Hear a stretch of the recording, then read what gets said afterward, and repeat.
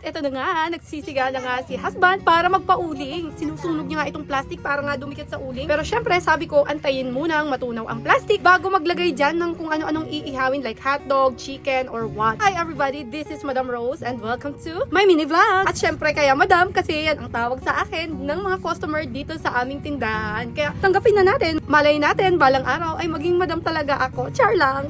At syempre, ito na nga yung ipinangako kong part 3 para sa aming mini vlog dito sa camping site dito sa Tagaytay. Pagkatapos nga namin mag-dinner ay after 2 hours na nagpababa ng kinain ay naisipan namin mag-ihaw-ihaw ng marshmallow at itong minarinade ni husband na chicken. Parang feeling ko ang sarap naman nitong minarinade kasing sarap ni Jowa. Char lang.